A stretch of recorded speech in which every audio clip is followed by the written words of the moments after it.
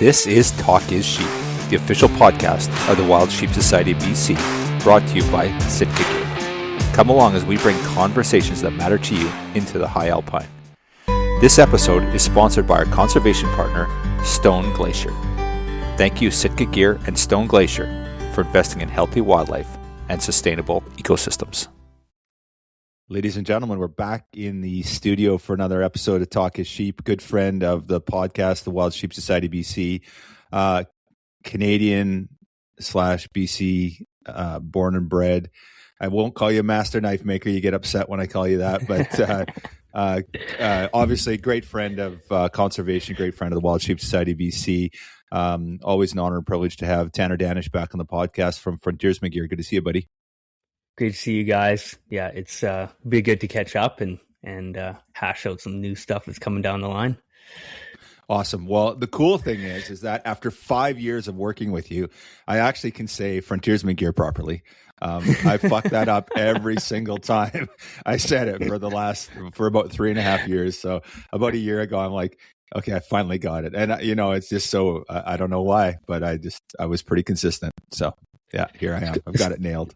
It's complicated. We get it. It's all good. It's complicated.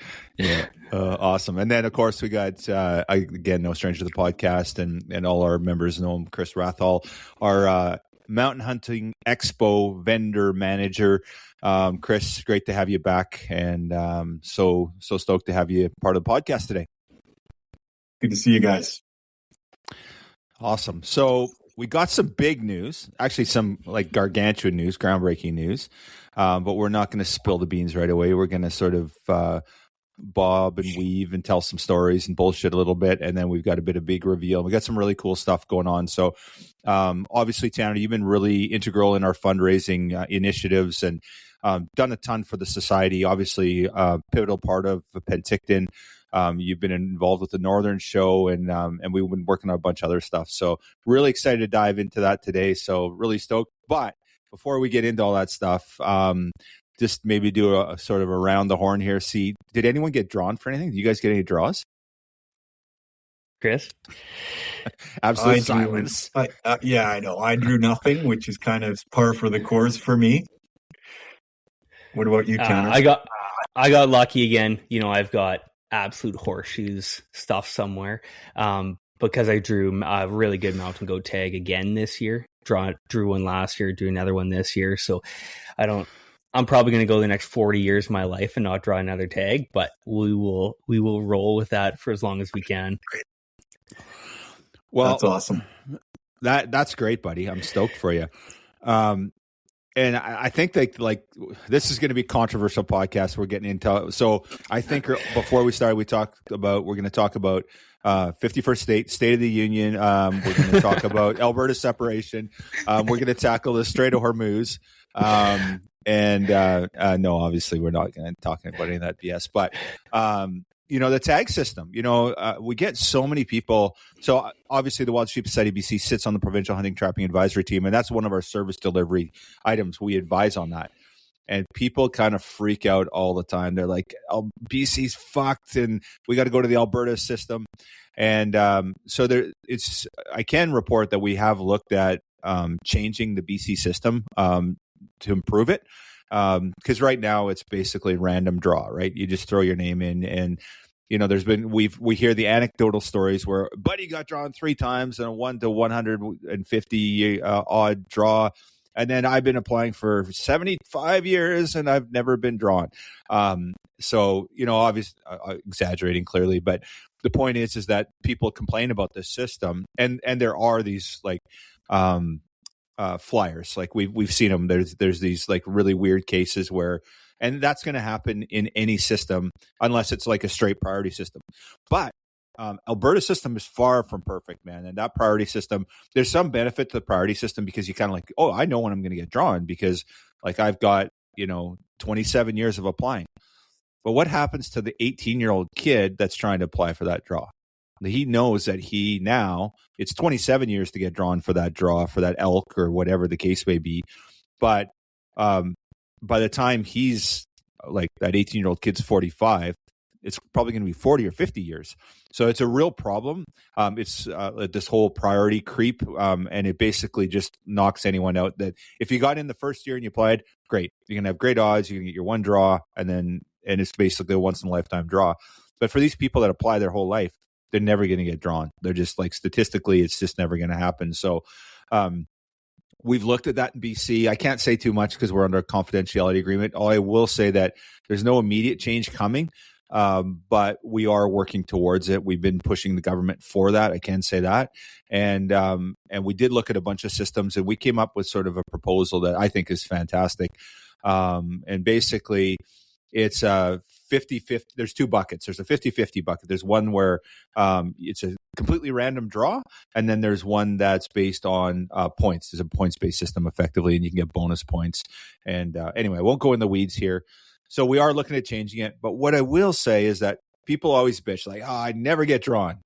But what happens is that they're putting in for like these high draws, like high odds. They're putting in for Kamloops like sheep with 1 to 3,000 odds or whatever that number is. And then they never get drawn. I'm like, well, yes, but there are other areas where there's 1 to 20 or 1 to 10 and people get drawn. So, pick your poison too, right? And if you always put in for these crazy high odds, and I get it, it's frustrating, but at the end of the day, one thing I will say is that it doesn't matter what we do to the system. There's a finite amount of resource and there's X amount of hunters, and that doesn't change. So if you got 110,000 hunters and you've got whatever, 40 tags, do the math. It is what it is. So, and you can change all you want, and the government sort of manages the levels, like that's their job. And they say, okay, we can issue 150 tags in that area. And then, but if the system might be a little bit different, but at the end of the day, like you can't really blame the BC government for how much wildlife is on the landscape, or, it's not about just giving everybody a tag, because if we did that, we'd have nothing left to hunt, right? So bit of a balance. Absolutely. And I think, and this is coming from a place that's obviously very biased, because I've been very lucky in the last 5 years to draw some incredible tags. But prior to that, I had went 9 years and not drawn a tag. There was not 1 year that I was upset about that, because you look at general open season opportunities here in this province, and then you look at other, like you mentioned, other provinces or other states systems that they do that. And I don't see any of them that I would rather have. You look at so much wildlife, regardless of where it is, there's very little evidence to wildlife we're like, oh, wow, moose is blown up over the last 10 years. And now we can, we're going to give out 2 tags per person. Like that just we're not at that place right now. So all it ever means is point creep. And you talk to guys in Alberta and they're just getting sewered, whether it's on bighorn tags, and then they just end up throwing those points at ewes, or else they antelope tags, and then they just switch over to a non-trophy antelope. And in that system, when you look at it, it's like, well, all that's going to happen is they're just going to close off more in my mind, and this is a very uneducated look at it, but it's like, okay, well then what? You want them to close off more GOS, put it all on LEH so you have you're not getting point creep. Like there's no better system. And when you look at what we have, it's throwing it on straight lottery is, a pretty generous way, in my opinion, to still allow some of these pretty incredible hunting opportunities on, a 1 to 8, 1 to 10, 1 to 12 even. You're probably going to draw it once every 12 years, on those stats. And yeah, you're right. Like the guys that complain about it and then put in for a 1 to 100 tag, well, okay, you're probably never going to draw that in your life. You're going to put in for LEH tags for 70 years, let's say. Statistically, you'll never draw that tag. So, okay, well then just be okay with your whole life. You better not complain every single year that you don't draw. And I'm going to have a lot of people DM and pissed off about this. But I mean, that's just, like we have guys in the shop here that they would rather just put in for these insane tags, Okanagan goats and all this other stuff. And if they draw, awesome, they're going to have a hunt of a lifetime. But if not, they're going to utilize the 19 other big game species that they can hunt every year in BC. And it doesn't change them at all. It doesn't do anything. So, yeah. Well, I was going to say some people put in for certain elk draws over on the island all their life and never get them. And then other guys, Kyle, maybe get lucky. Yeah, I got a Roosevelt draw, so pretty stoked about that. Awesome. Yeah, for sure. So yeah, Kris, you outed me. Yeah, and it's a great area too. So totally stoked, and got some really good friends of mine that know the area really well that are helping out. So pretty pumped about it. And it's interesting. And Roosevelt's one of those tough ones, right? Like the odds are tough on Roosevelt. It's just tough to get a Roosevelt draw. But interesting, Chris Barker, our vice president, Chris got drawn, 2 years ago now, I guess. And same thing, like Chris has spent his whole life. And that was always our bitch. We would go to the government and say, Chris has been putting in for Roosevelt for 35 years. And guys come in and they get drawn twice in that time. So you need to fix the system. You need to, have more of an odds-based system somehow, which is, what we proposed to the government we went to, and which I think is going to be a great system when we finally get it through, ideally.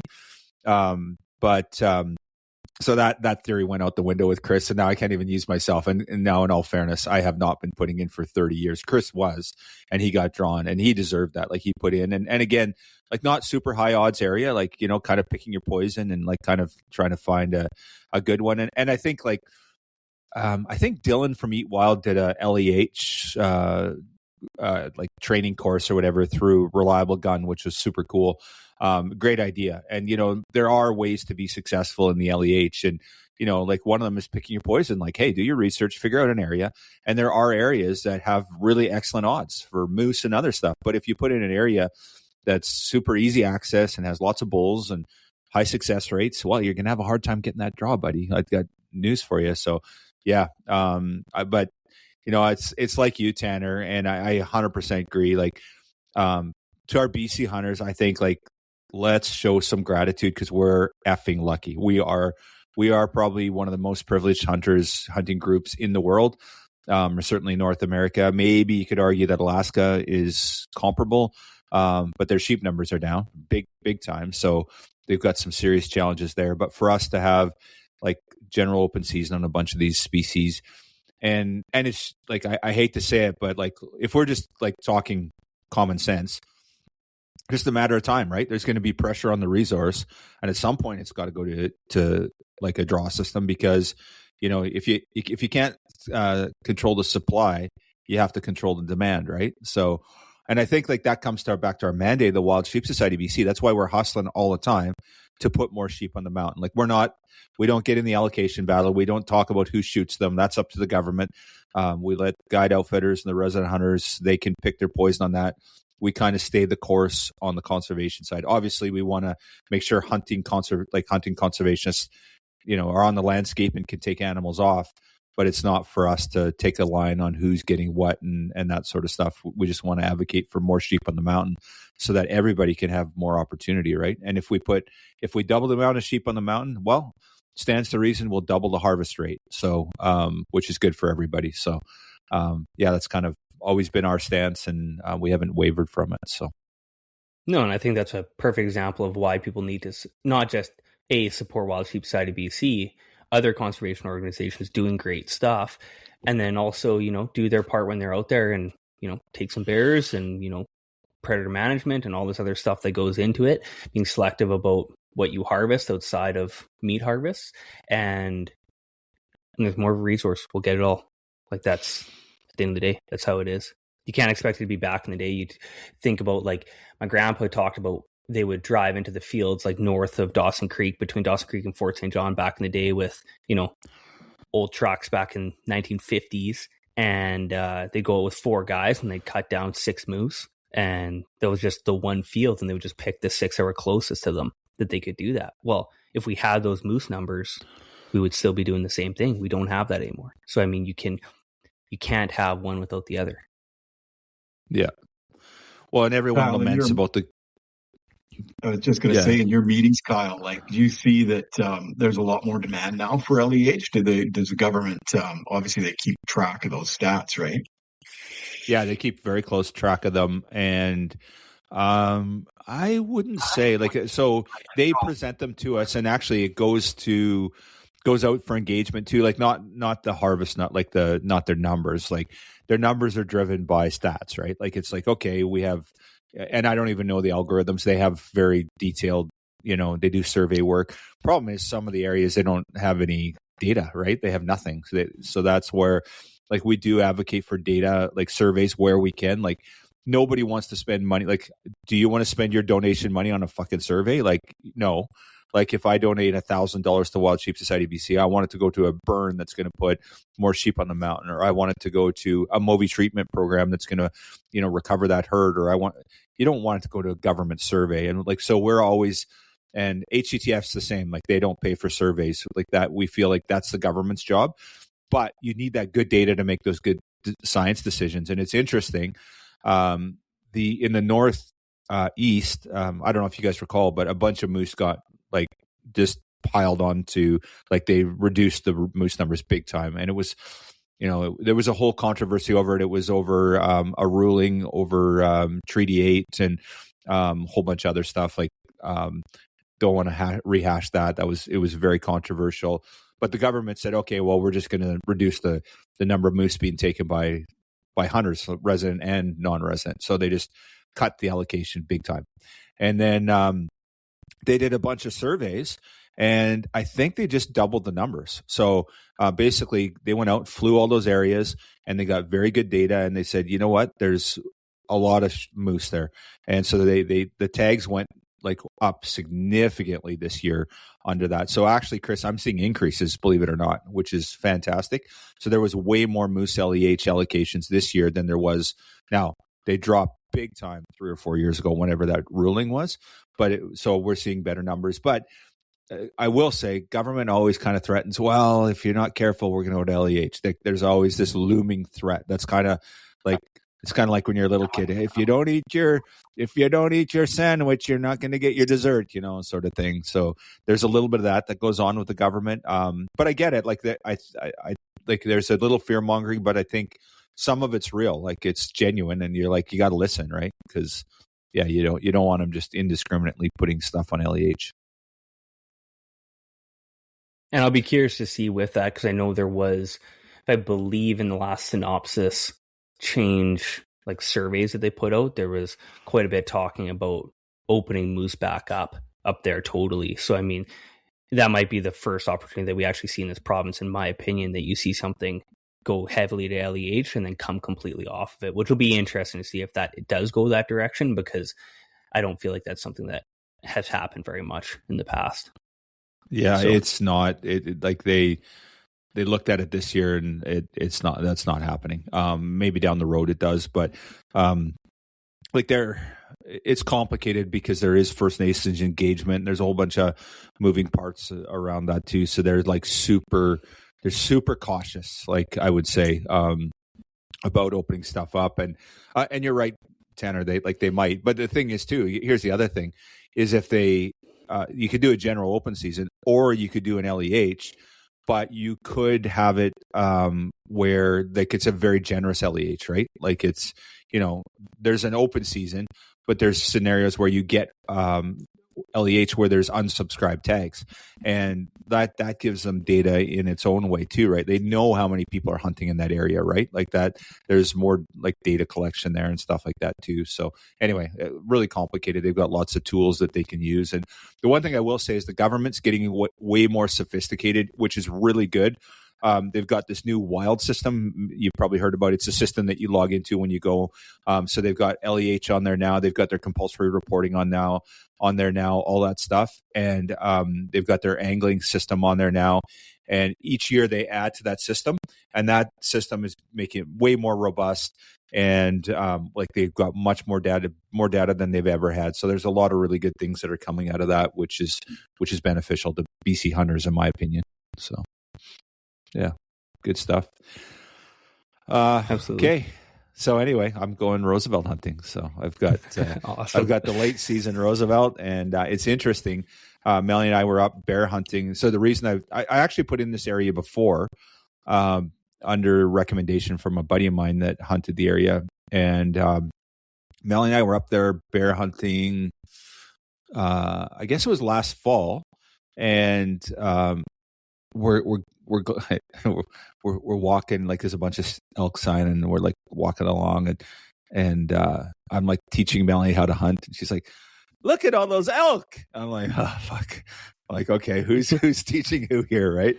So like, yeah, like she's totally dialed. She so she did the women Field to Fork women hunt course in Awesome. Texas, and like learned a ton. Like she's like, like I grew up in the prairies, and like there was animals everywhere. It's like you just drive around and then like, oh, there's a 4-point, you do a little stalk and go over and knock it over, right? It was kind of the old days. So that's kind of what I'm used to pre CWD, right?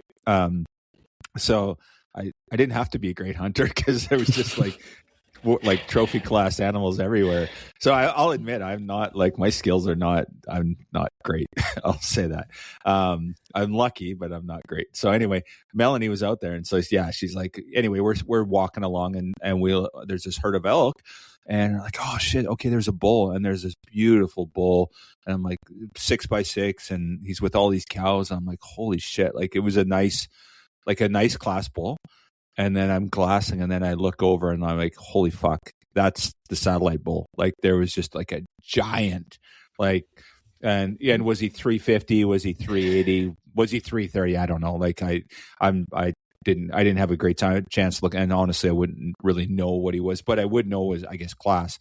But he was like mid to high threes without question, and he just was like ambled off into the trees with a bunch of cows, and I was like, holy shit. And that's where we got drawn. So I did look back, like I took pictures and had the dates and everything, and it was early season. I think we were out there bear hunting in, I'm guessing, September.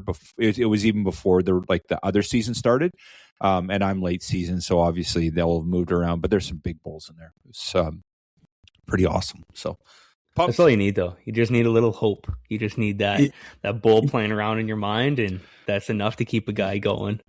It's all about the anticipation, eh? Like it's all right from the moment the LEH comes out, and you start looking at all the maps, and you start planning, and there's always that hope that you're going to draw that coveted tag, and you drew it, Kyle. So good for you. And now you can dream about it between now and then and plan it out, and that's what it's all about. Well, it's crazy. So the LEH came out that morning, and we get an email from government, and so the email comes up. I'm like, holy shit! Like I don't spend much time online, as people know, and I'm like, oh, okay, it's out. So I grab my laptop and just sitting in my lazy boy chair or whatever. I grab my laptop. And I'm like, check Melanie, because I'm like for Melanie, like Melanie's taking an antelope and that's it, and she wants to take it. Like, so I was like super stoked for her, and I'm like, okay, I'm like, we log into Melanie's, and it's like unsuccessful, like the whole litany of unsuccessfuls. And I'm like, oh shit. I was kind of demoralized, and like I really, really, really wanted her to draw. I'm like, okay, well, whatever. So I'm like, okay, here's round 2 of the lottery system. So log out, log back in, and I'm like, successful. I'm like, holy shit. I'm like, how often do you see that successful? And I look across, I'm like, elk. I'm like, just absolutely speechless. And Melanie's like, what? I'm like, I got drawn for elk. And she's like, oh my God. I was just like, and I just walked around like speechless all day. I like almost emotionless. I didn't really know what this, I wasn't happy. I was like, I was in shock. It's kind of like, I don't know, just in shock. That's all. Fully stunned. Yeah. So, yeah. But anyway, stoked. It's going to be great. And to all those LEH draws out there, good luck. And yeah, it's crazy. Sheep season's 2 weeks away, man. It's insane. So, really stoked about that. One thing I'm just going to throw out there too, the new regulations are online. They're electronically. I don't know if you remember, there was a whole engagement process around if they wanted to go electronic or paper, and everyone was like, no, we want paper. There was kind of a pushback, and government listened on that. We pushed really hard on that. We're like, no, our members want to see paper copies, and the government was wanting to go electronic because it saves them $150,000 and they've got their budgets. And but this is where your voice is heard. It actually went out to public engagement too, and they got it. So we were there at the table saying, no, our members want paper copies. People tell us they want those paper copies. Obviously, guide outfitters want paper copies. They don't always have the luxury of having electronic stuff in camp and can't rely on someone carrying around their phone. So they like paper copies. And so, yeah, we got paper copies. They're not out yet. They got delayed for the very reason they did the engagement piece and they were waiting back on that, so it got delayed a bit. But I'm not sure when the paper stuff will be out, but it's there are going to be paper copies as well. Hopefully they'll be out in time for hunting season. But anyway, it's coming. So That's awesome. Great. Kris, you got all your stuff back from Africa now, eh?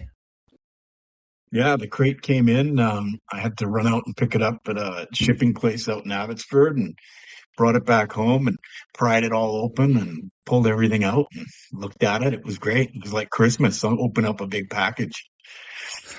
That's awesome. Fun. What's your favorite thing? Like, what's the most exciting thing when you open that up that stands out? Honestly, I was looking at the stuff again the other day, and I think I did euros for all of it. And but the warthog by far is the most impressive with the tusks and everything. And that was my oldest boy Nolan's trophy, so he's got it up prominently displayed in his room. And so it was good. It's a big process, but they make it pretty easy. And someone was asking me about it, like, is it complicated? And I go, well, you basically just got to keep wiring the money over, right? Like the shipping, the crating, the taxidermy, all that stuff, and you just keep wiring money over, and you'll eventually get it back here to North America. But it worked out all right. Yeah, it's not a fast process, hey? No, it was like 11 months, so it was less than a year from dropping it off, out in Africa there at the taxidermy studio, and then getting it to my house. So I thought that was pretty good. But the problem right now is all the jet fuel prices and expenses for that side of it, like moving goods. Like we know from the society, like shipping costs are expensive, whether it's magazines or whatever. Everything's gone up, right? Yeah, it's not cheap anymore. That's for sure. Yeah. So no, it's awesome. And then, so you were pretty reserved on your last trip. You had the family over there, and you had the boys kind of up. And there was a family trip, and you had them up first. But I think you took a bush pig, right? Last time you were over? Yeah. So that was it's funny. Like I didn't go for, like, we were over in Africa for a month. And then I was only hunting with Bosvelt for about 6-7 days at the end of that trip. So yeah, I wanted my boys to experience that Africa hunting thing. And they totally did. Like they said that was the best part of the African trip. And we had a great time. But yeah, I only shot a bush pig. So I think there's some trivia there, Kyle? Like, who in the Wild Sheep Society and the executive or staff have shot a bush pig? That would be like a trivia question. I know you know the answer. I do know the answer. Yeah, for sure. They're kind of rare, right? Well, not rare, but they're a little harder to get, bush pigs. Well, so on our trip, we killed a Cape Buffalo, we killed a couple kudu, we killed a zebra.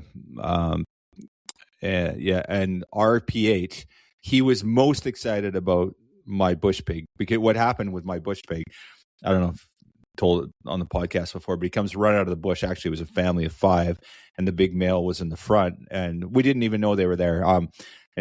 So the 3 of us were walking along. The PH was down looking at some tracks. He's like, "Oh yeah, I don't know, looking for like some kudu tracks," and Chris Barker, who was with me, was looking at him.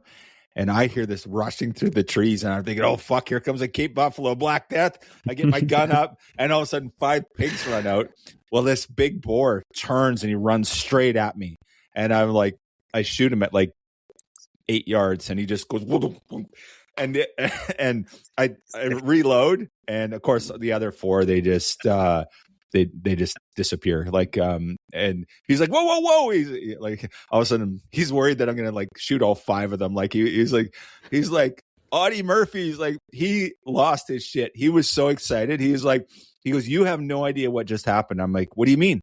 And he goes, well, first of all, good shot. Like, and I think you're better lucky than good, because you killed the big male. Like the other one was a female and some piglets, basically. Although they weren't that small. And but he said you'd never kill a bush pig in the daylight, which is a bit of a lie, as Chris shakes his head. But he goes, like people kill bush pigs on bait at night. That's what they do. Like you sit up there and you've got they night hunt over there or whatever. And he goes, it's so rare. We maybe kill one a year in the daytime. And then Kris, tell about your experience.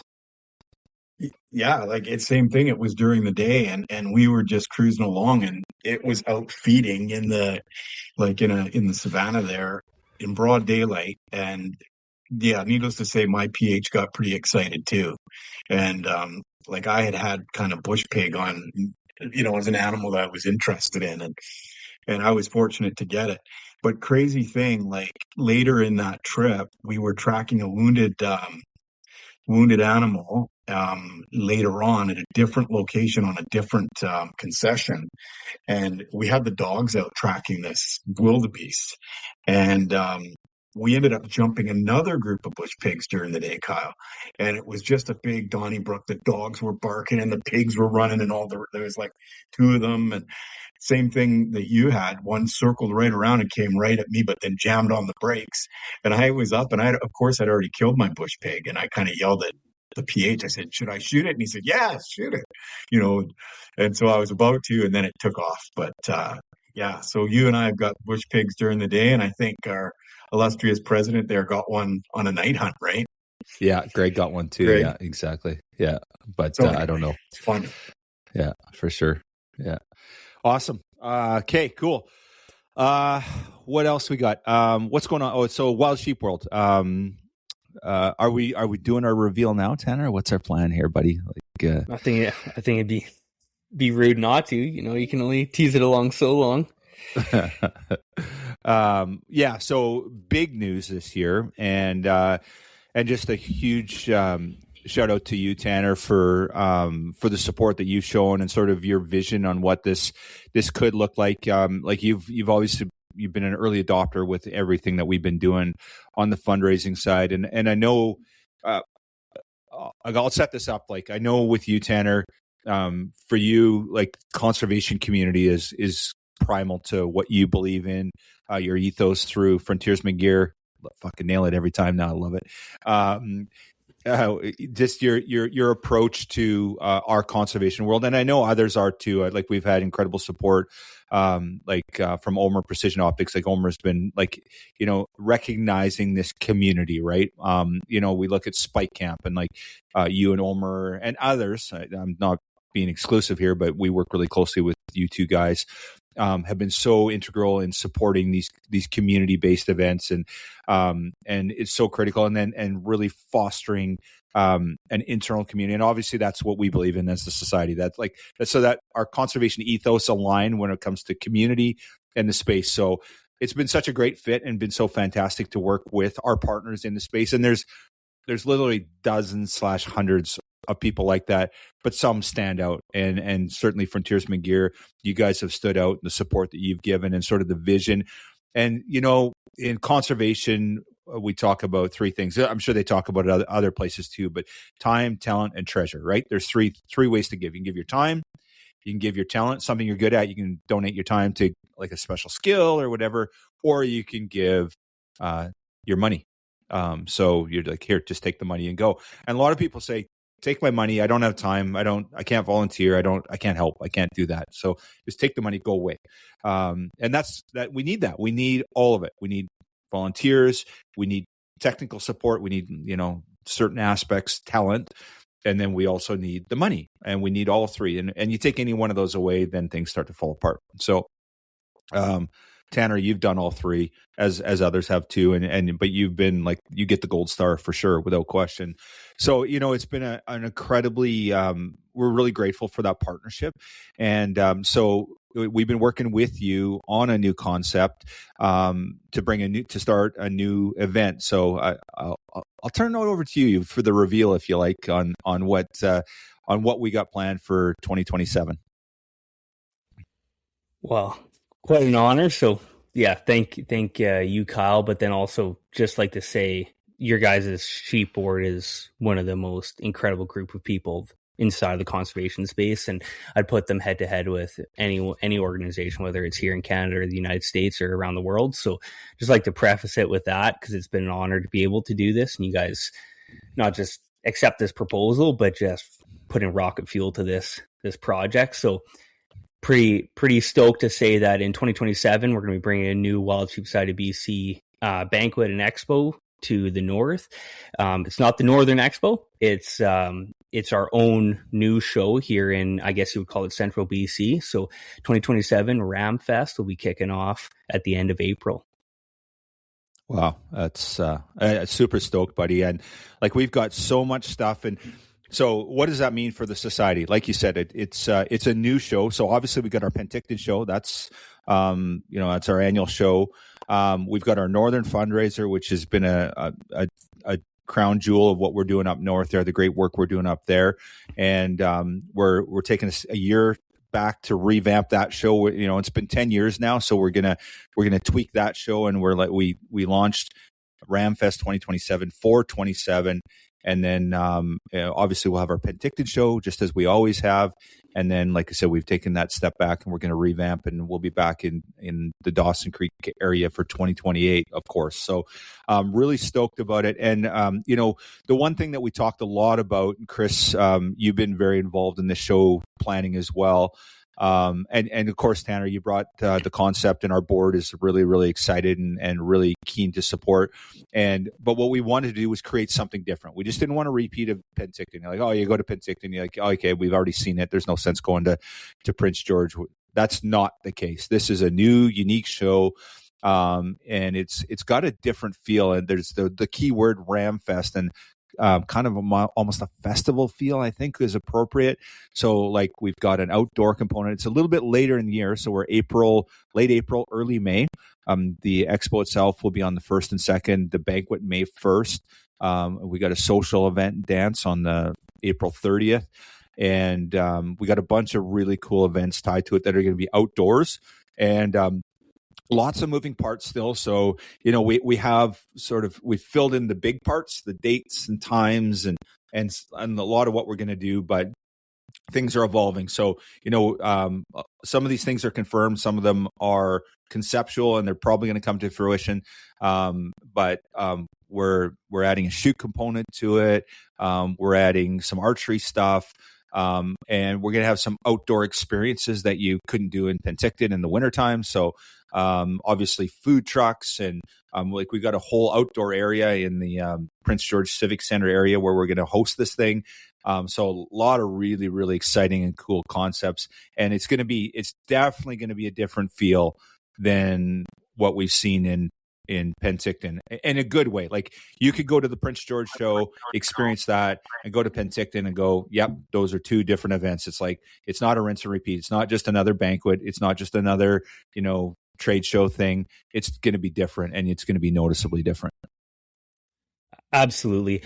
I think one of the biggest things that's been a universal concept for this was keeping it super fun and exciting and engaging. And then the experience, showing people, and Kyle, this was your word, I absolutely loved it, but it is the experience. So we're diving into hands-on seminars. We're diving into way more engaging events within the entire sheep community. Again, it's not taking anything away from Penticton. It is just offering something more to this amazing community, offering something to the central BC area where people in Smithers maybe have a hard time getting to Penticton, or they would have a hard time going through the pass in the winter. And we want to make it easy. So doing it in the spring, doing it fun. People are getting ready to go bear hunting in the year. Fawns are hitting the ground. It's just a great time of year to be experiencing what it means to be part of the wild sheep community, along with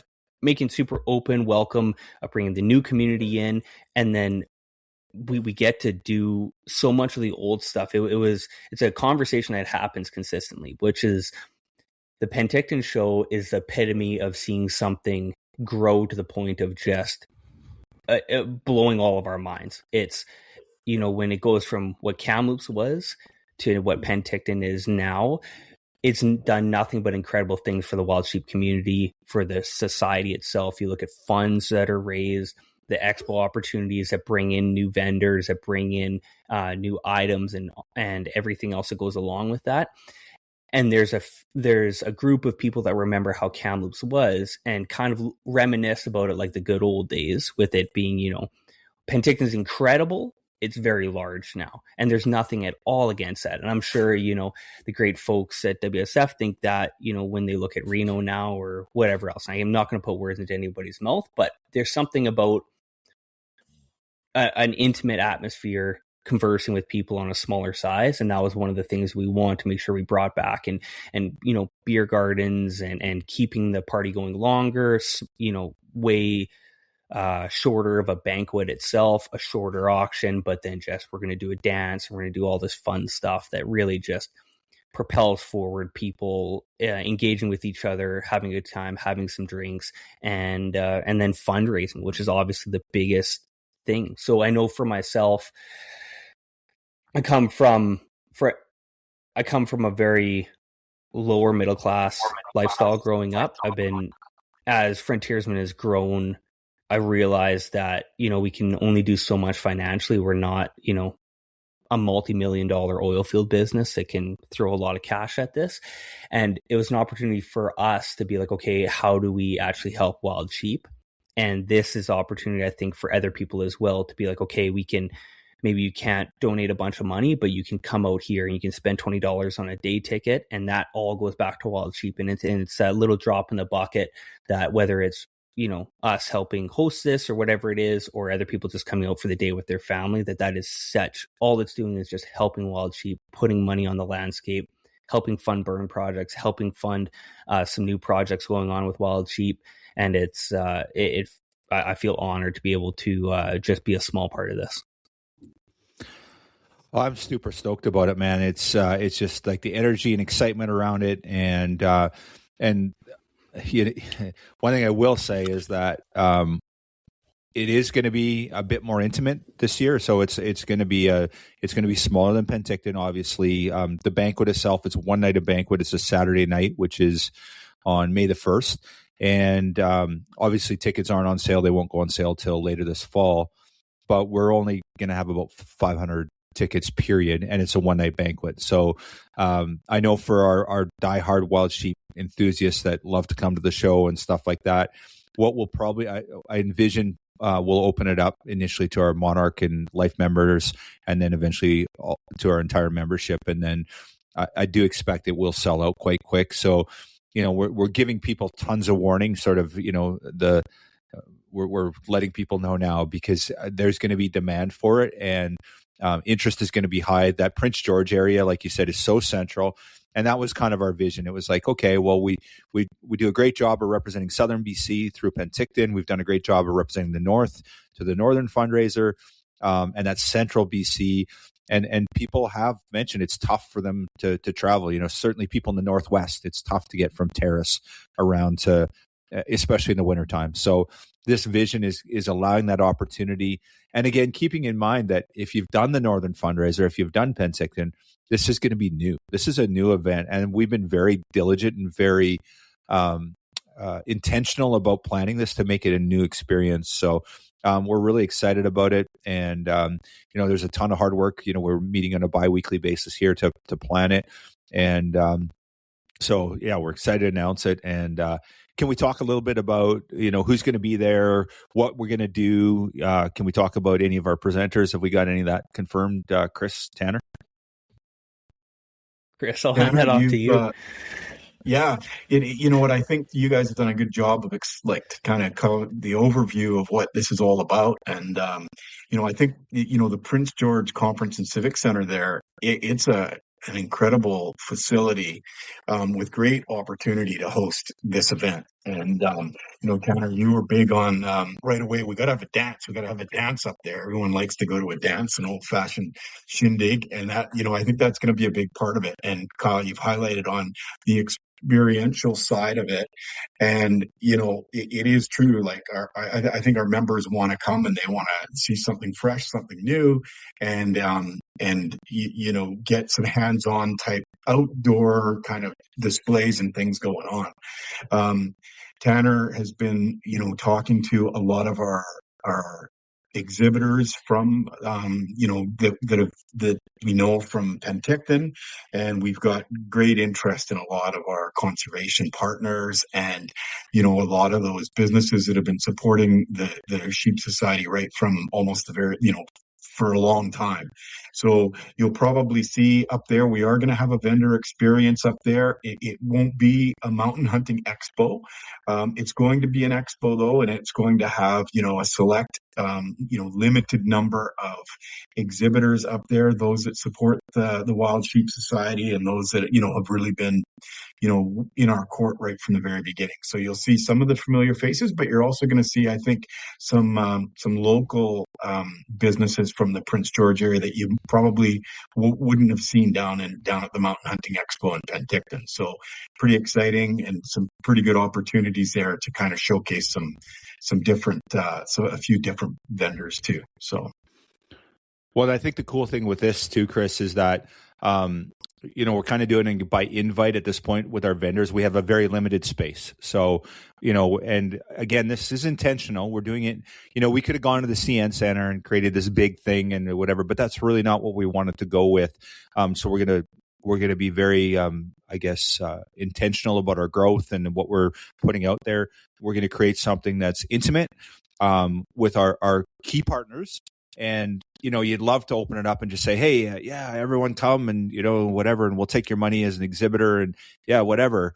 But we're being a bit more intentional on that. And Tanner, to your point, you've been very intentional about, we want local artists. We want artists there. We want, so there's going to be components of that. So, it's not going to be kind of, this massive litany of, one segment of the industry, or, we're not going to have 25 gun manufacturers there. It's not a gun show. It's our experience in our community. So there's going to be artists there. There's going to be obviously outdoor equipment and items in our space, of course, right? And there's going to be some, what do we call it? Outfitters is not the right word, but there's going to be people offering experiences there and that sort of stuff.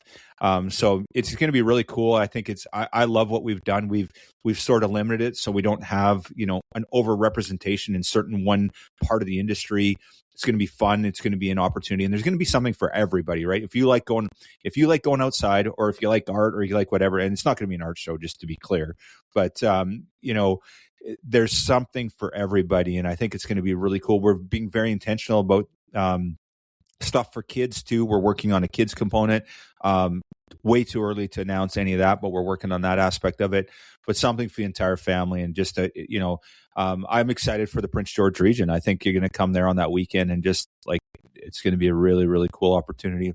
Walk around outside. There's going to be cool shit going on around outside. Like, hey, what's going on over there?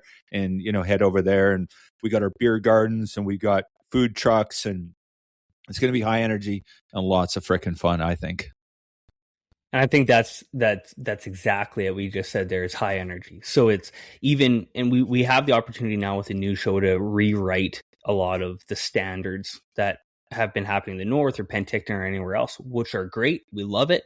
But maybe we do the backpack races during the day, midday, right outside when everyone else is watching, and you have a crowd of 500-600 people watching what's going on out there. Let's change it up. Let's keep it super fun. Let's get the kids in there. Why don't we have a tattoo artist ripping tattoos the whole time, right in the expo side? So I mean, you get to see high end rifles. You buy a rifle off the shelf. You get to hang out with your buddies in a side of a beer garden, have a good time. You get a Wild Sheep exclusive tattoo. You buy some cool art. That's what this is. That's what this is all about. You should be super excited, and it's we get to take. When you say being intentional, it's just the perfect word, because we just get to curate this exactly to what we want to see with Wild Sheep community on a smaller scale. And sometimes, which we found with this, like staying small with it, lets us have full control and really execute what we're doing to the best that we can. And where it goes from here, who knows? But I love the idea of keeping it close, keeping it tight, not having 1,000 seats at the banquet. Let's just that whole idea of it is super fun to me. Yeah. So lots of cool stuff coming, and so can we do any teasers on what we're going to be doing outdoors or anything, Tanner? I don't know how far we want to. Part of the problem is we don't have all this stuff locked down, right? So we're working on it. We know what we want to do. We're going to have some of it. But we want to be careful that we're not also misrepresenting where we're like, oh, we're going to do this, and then for some reason it's a little bit different than what we market it as. But anything you want to share? Put you on the spot. We know we're having a party.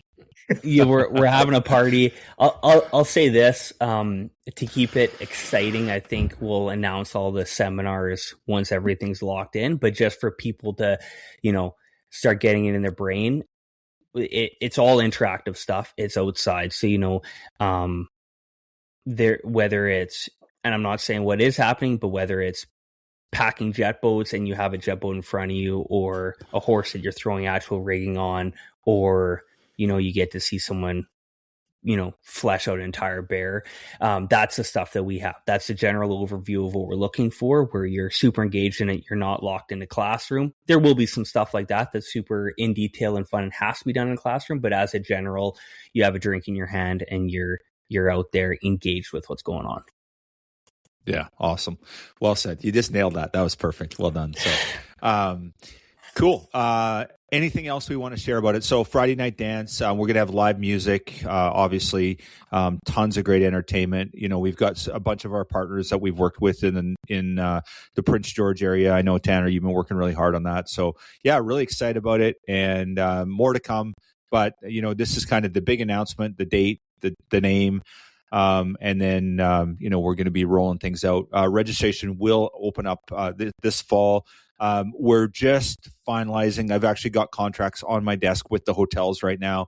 So I expect, I would suggest, so we know something for sure, that's a busy weekend in Prince George. There's actually another event going on there.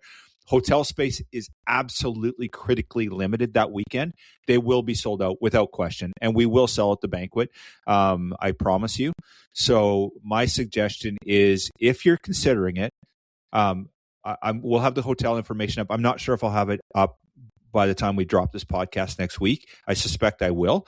My recommendation is call and book your room. You can cancel it, as you know, just put your credit card on file, cancel the room if you need to, but don't screw around, because if you do that, you're going to have you won't get hotels 2 weeks out. I just promise that. I know there's another event, and we've gone to the work of securing contracts with a couple of hotels, and you absolutely need to book your room. So anyway, you've been forewarned. And this has been recorded. It's there for perpetuity. I'll always point to that. So I've told you. So it'd be great to have people involved. We're super stoked. I can't wait, man. It's going to be a great weekend. Absolutely. And I think we've, as you said, we've done the work to make it very easy for people. All the hotels are right there at the center.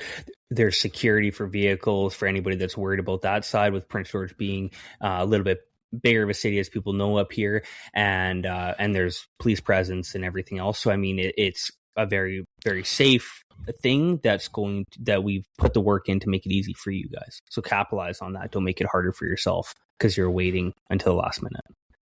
Yeah, and what we've done is we'll have contracts with hotels right there. So our host hotel, the Marriott, will be right, like literally in the courtyard. You'll walk out the hotel or the Marriott, walk past the library, and you're right there at the facility. So that's like the premier spot.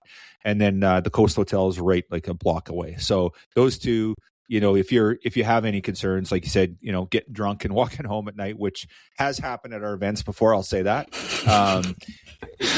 That's perfect, right? You don't have to think, you don't have to drive, you don't have to do anything. And plus we'll have like hotel rates that we've secured that are discounted for you. It'll be a benefit for you. So yeah, great opportunity to jump on that, and hotels are right there. And that's kind of where you want to be in terms of like right in the heart of it. And the cool thing is like you can be in your room, you be hanging out, maybe go up to your room, change, have a drink, have a snack, whatever. Look down in the courtyard, like, oh, look at what's going on down there. Those guys are whatever. They're, they got a horse in there or what? I don't know, whatever. Like, let's go down and check it out. And you just go down and you got your wristband and you've already got your registration. You just walk through. Like we'll have security and fences to get in and out. It's not free to the public. Obviously, it's going to be restricted to our registrants. Just walk down, walk through, show them your wristband, and there you go. You're in the party. So it's going to be awesome. It's going to be so much fun. I'm super stoked. I love that it's different, Tanner, like, and Kris, like, we've created something unique and special, right? It's fun and it's just different. And I think, like, what do they say? Like, stagnation is death. You don't change, you die, right? So, and this is what this is about. We're bringing something new and something fun, and I can't wait. Absolutely. And then I think, circling back to the wild sheep and conservation side, I think the key component to it is that we're going to raise funds and where those funds are going, and making that very clear where the funds are going. So, Kyle, are we able to talk about that yet? 100%. Yeah. So that's one thing that we discussed early on, is like, okay, we're fundraising for a mission here, and we are dedicating funds directly to what we're doing there. So the one thing is, we're taking a step back from our northern fundraiser for 2027, and we wanted to make sure that funds were still going to the north, because our northern funds that we raise at the northern fundraiser stay in the north. Now, that said, the Wild Sheep Society supplements that greatly. So, we will raise a couple $100,000 at our fundraiser in the north, but we invest like hundreds and hundreds of thousands in the north. So one thing, a portion of those funds is still going to continue to go to the north. And then another portion is going to the Coming Home project, which is really super exciting. So Coming Home, so as many of you know, for years, BC and to a lesser degree, Alberta have repatriated wild sheep in the lower 48. So there were 7 states that they took sheep out of BC and placed them into. I think there was 545 sheep that were taken out of British Columbia to 7 western U.S. states. So Utah, Oregon, Washington, Nevada. No, maybe not Nevada. Anyway, there's 7 states. And we've done a hell of a good job. So if you look at Oregon, we put wild sheep from BC into the John Day that was struggling. Sheep were extirpated there. And now they've got an abundance. They've got too many sheep. Actually, they're opening up ewe draws. So what we've done is on the Fraser River, we've been struggling. Obviously, we all know we did the Fraser River test and remove. It's been a 10-year project, $2 million that we've invested in it to bring the sheep back. But there's microcosms, there's areas where the sheep are almost extirpated there. So we need to repatriate those with California bighorn sheep. So what we've done is we've worked with the Wild Sheep Foundation, and Wild Sheep Society BC came with a proposal and said, hey, why don't we do an appeal and see if we can repatriate wild sheep from the John Day from Oregon and bring them back to British Columbia. So yeah, we've got confirmation of that. Wild Sheep Foundation, their chapter and affiliates, did an appeal, and they've committed hundreds of $208,000 US to this project. And Wild Sheep Society BC, we've committed $50,000 so far, and we'll commit additional funds towards it. And we're going to bring wild sheep from Oregon, and we're going to transport them back to British Columbia. The first batch is scheduled to come in January 2027, so like 2 months before the fundraiser. But we have to do it in 2 tranches. Oregon doesn't want to do 100 sheep at once. I think we're going to do about 40 to 45 the first year, and then we'll do 50 to 55, 55 to 60 the second year. And we're going to bring all those sheep back to British Columbia. We're calling it the Coming Home Project, because we took those sheep down, we built a sheep herd, and now they're coming home back to British Columbia. So they are going to be going into the Granby area right now. We still have some disease work on the Fraser River. Some of you may have seen that we've got a bit of a reinfection in one of the herds down there. So we got to be super cautious. Like, the most important thing is we can't put healthy sheep into a sick sheep environment. That'd be horrible. We'd spend $500,000 bringing sheep up and kill them. So they're going into Granby. And then our vision is we're going to go. So Granby had this weird novel die-off through the blue tongue virus about 4 years ago. You all recall that. It was a big thing. Peter was in the media around it, and it was devastating. But blue tongue is like a one and done. It was a weird year. These mites came up, midges they call them, and caused the blue tongue die off. But it's kind of like a one-off. It's very rare that something like that would happen. So it's not like the chance of reinfection. There's no transmissible disease between the herd that's going to occur. So we're going to bring these sheep back to Granby and build that herd. And then as Granby grows, we can peel sheep off that and start putting them on the Fraser and these microcosms. So that's the vision. That's what we're going to be fundraising for. Fundraising for a translocation doesn't get any fucking cooler than that, in my opinion. I think it's awesome. So, putting that is the epitome of putting more sheep. You're literally we're not metaphorically putting more sheep on the mountain. We're like, hey, we're going to do this burn and there's going to be more sheep on the mountain, which is true. But you're like, there's other factors too. You gotta breed and no, we're actually putting sheep on the mountain. We're actually taking 100 sheep from Oregon and putting them on BC's mountain.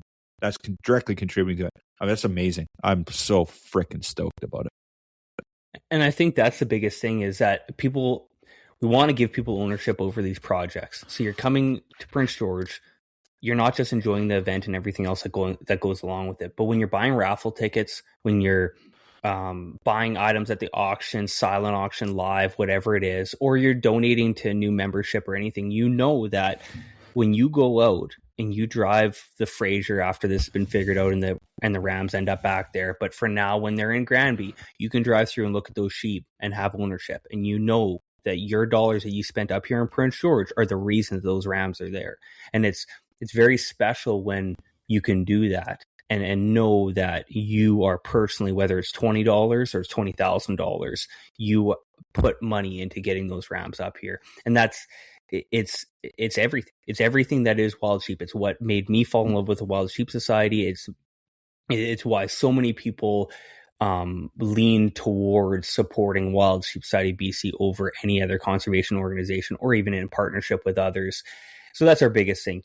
When you're coming up here, that's where the dollars are going. We're still going to support the North. We're going to support the Northern Burn projects, but then just know that the mass portion of your money is going towards this project. And for me, when you're looking at $1 million project happening in our province, I feel this little bit of competitiveness where I want us to be the person putting the most amount of money into that.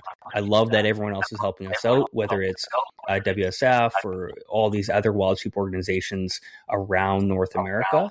But I feel a little bit of like, hey, look, this is our home. We need to be the ones putting the most amount of money into it.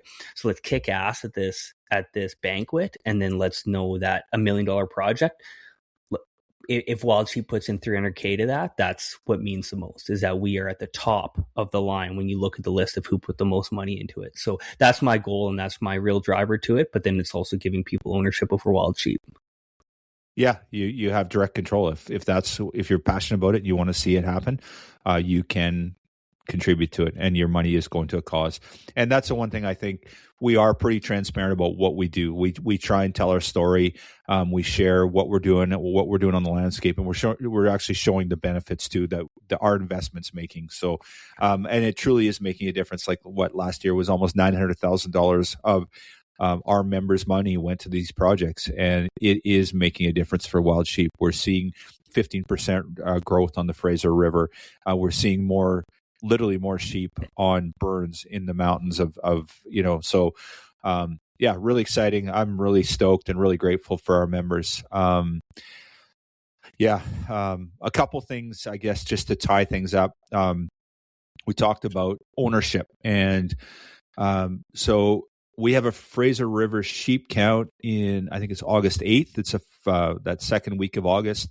And so we did a bit of an appeal about doing a sheep count in July. So we have one the weekend in a couple of days. So this will drop after that sheep count's done. So we're going to miss that one.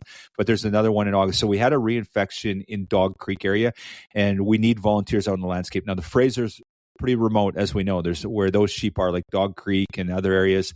So this is kind of a call for volunteers. We need people's help.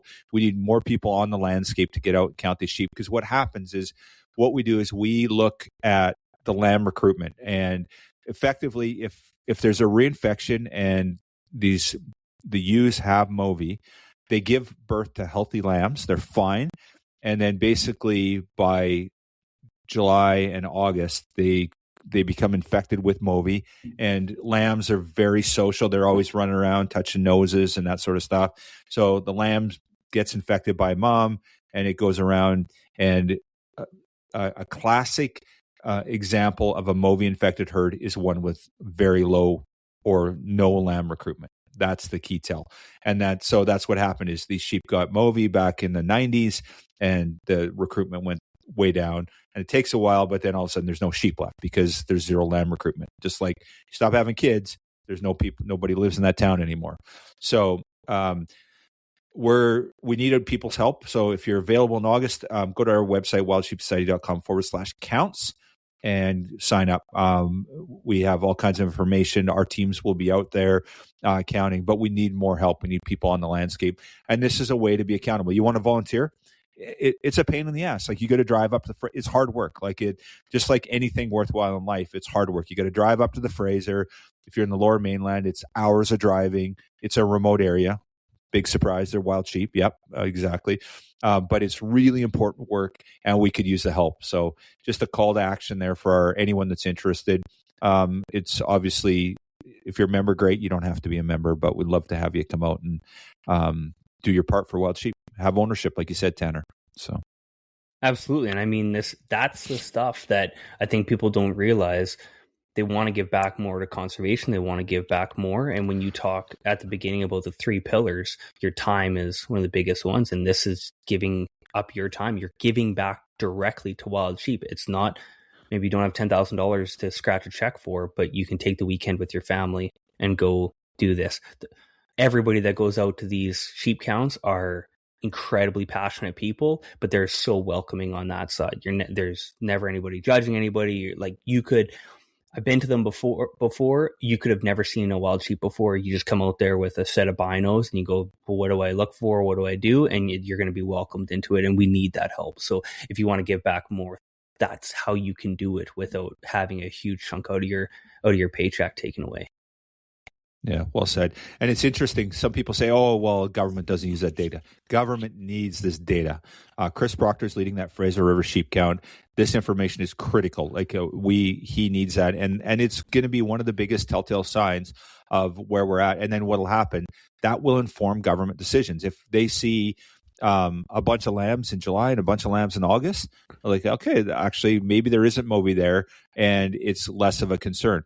If they see no lambs in August, they're like, shit, we have a problem, and we will be doing the full treatment. Helicopters will be in there, and they'll be doing test and remove to fix that. And this is our last year on the Fraser. 2027 is it. They'll be out in January and February. We've got it's the pavilion area, and that's it. We've treated the whole Fraser River ecosystem. There was historically 2,500, 3,000 sheep, dropped down to 800. We've treated every part of it.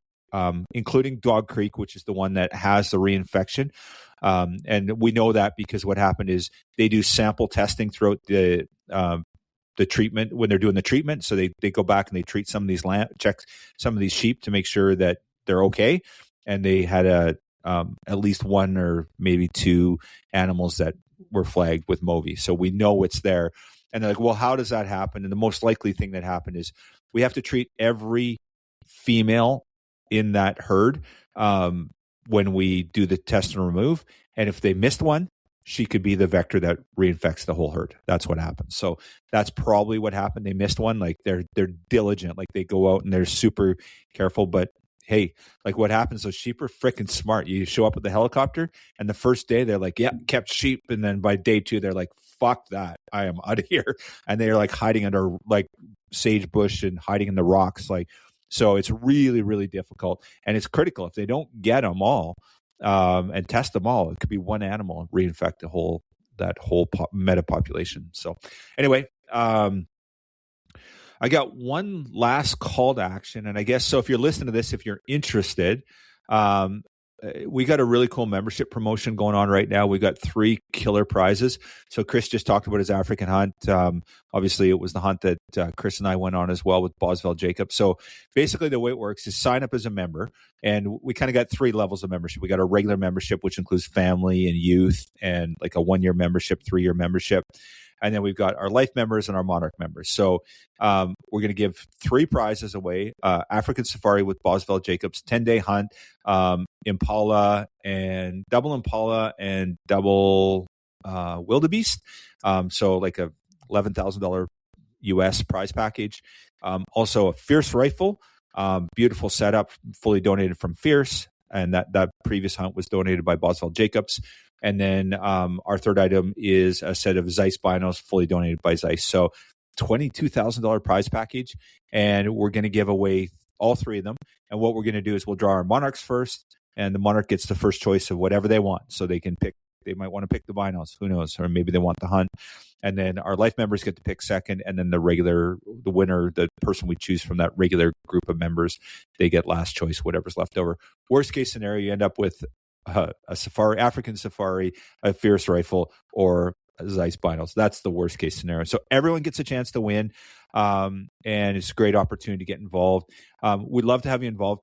Our members will have first kick at the cat for RAMFEST. So another good reason to sign up, and then be part of something and making a fucking difference on the landscape, right? Like we're crushing it on the landscape, and it's our members that are doing that. It's our members and supporters that are stepping up and making a difference for wild sheep conservation in this province. Absolutely. Yeah. Awesome. Talked way too much on this one, buddy. Sorry. Perfect, man. I couldn't be any more excited. I can't be any more excited for an inaugural event, an inaugural show, and just to see the sheep community come out and represent.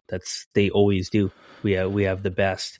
We don't just have the best. I talked about the board of the Wild Sheep Society of BC right now, but we have the best membership. I would put us tooth and nail against anybody else. 100%. We have people that show up, they are passionate, they care, and they put their money and their time where their mouth is. Like they're stepping up. And I agree. Our members are second to none. So yeah, be part of a group that cares and makes a difference, in my opinion. So I'm stoked about Prince George, guys. I think it's going to be a fantastic event. And there's a huge community up there in that PG area, and I think they're going to really support this show, and it's going to be an awesome event. RAMFEST 2027, awesome! Can't wait. What are we missing? What did we talk about? Did we miss anything? We got her all. I think we have it all. That's okay. Yeah, awesome.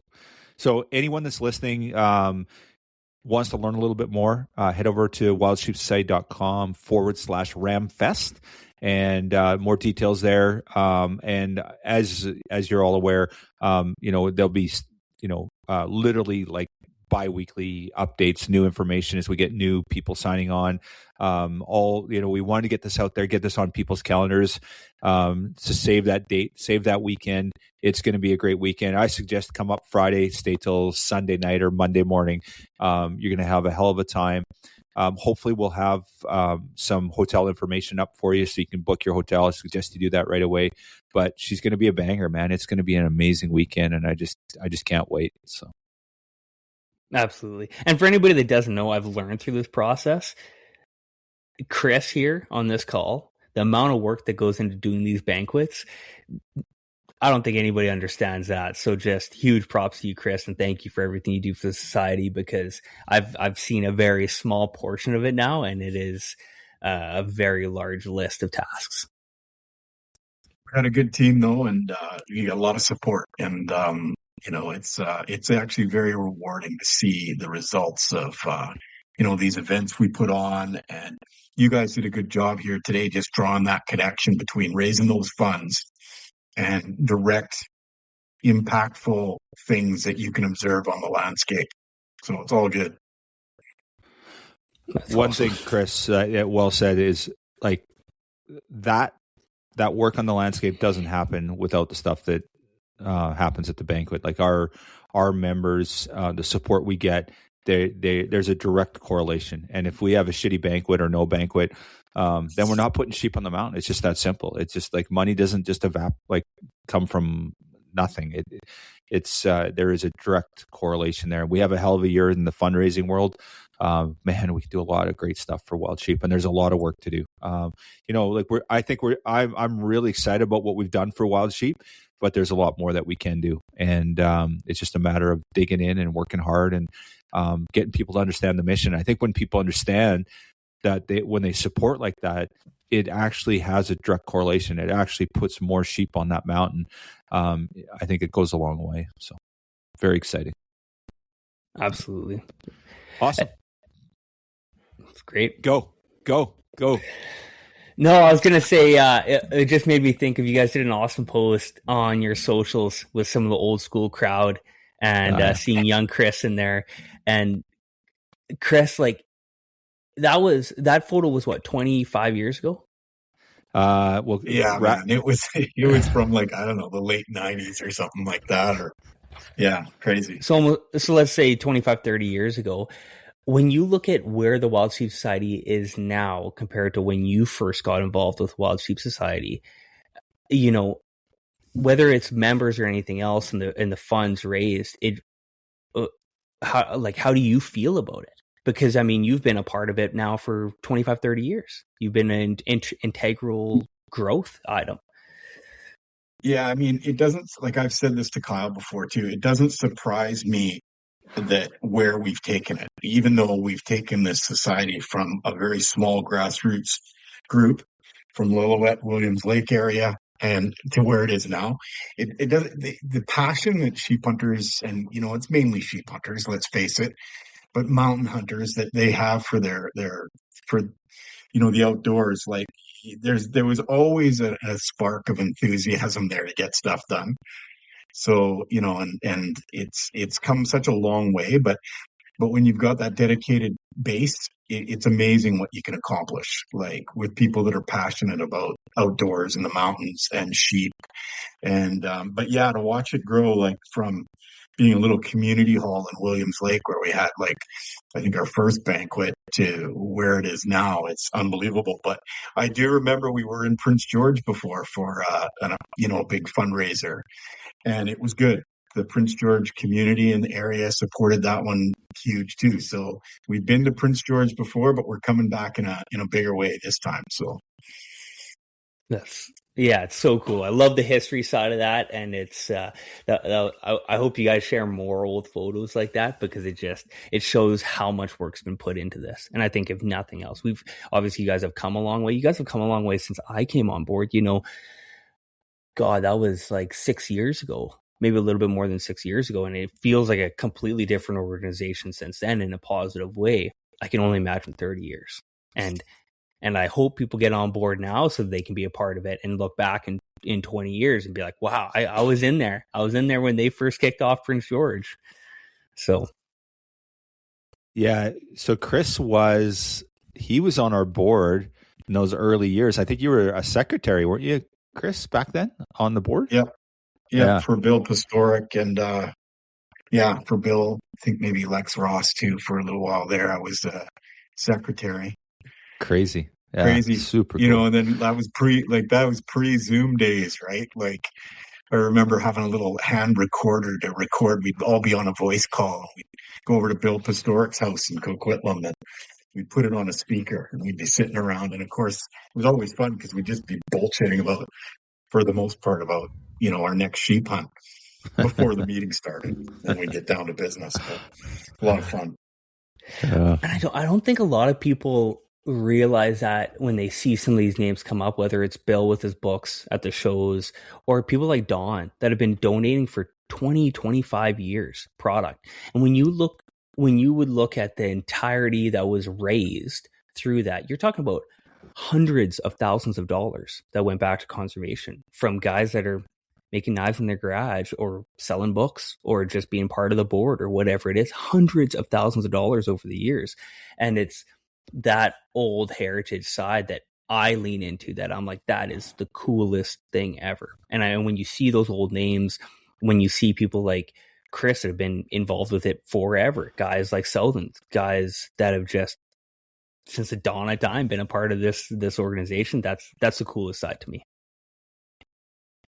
Yeah, it is super cool. Kris, for me, is a bit of a sleeper. Wrathall, because Selden was talking about him. Like, I didn't even know Kris 5 years ago, and it's like, yeah, we need to get Kris Wrathall back on this. And then when we hired this expo position, like Selden was adamant. He's like, we just got to hire Kris. And I'm like, well, let's just see who's out there. And like we had a bunch of applicants, and we did the interview, and it's like, why are we wasting our time? And it's like, and now like I look at Kris. So like I look at a guy like Kris, who to me, he's not very young, but he looks young. I look at him, I think, oh, he's so bloody young. And it's like, but yeah, he's been involved for almost 30 years, right? That's a long time. Yeah, it's a good organization, though. I mean, I'm not going to lie. I've been involved in other organizations that I'm not a member of anymore because like they don't move the needle for me enough. But this one does. This one always has. And yeah. Yeah, very cool. Awesome. Well, let's wrap it up, boys. Awesome. Thank you so much, Kris, for your hard work, leadership, and just your wisdom around, just so many great conversations about where we're taking this. And then Tanner, just your leadership and just, like I'll stand on my soapbox again. Like I've done the whole fucking podcast. I'm so sorry. But like these partnerships with these strategic partnerships with industry and people within our community are absolutely critical. If we go and do this on our own, we're in trouble. Like wild sheep are too serious, and there's too many challenges, and there's too much money and too much investment, and wildlife in general to do it on our own. And we need these partnerships to work with the Frontiersman Gears and 100 other organizations that support us in our space to make a difference, and other organizations and people and other things too. These strategic partnerships are absolutely, in my opinion, critical. And if we don't sort of work together and treat this as a community problem, if we think that wild sheep's going to solve this on our own, I think we're sadly mistaken. I just don't think we have the bandwidth to do it. And you're a shining example at Tanner. So thank you to Frontiersman Gear and the entire crew. I know that you're the face, and you get all the glory probably because you're pretty darn good looking young man. I guess that's probably what it is. I don't know, or maybe well spoken, or not sure what it is, but you get the honor of it. But I know your team's working hard behind you, and we've seen it up north. The way you guys kick in, and we're incredibly grateful. So can't wait for RAMFEST 2027. It's going to be epic.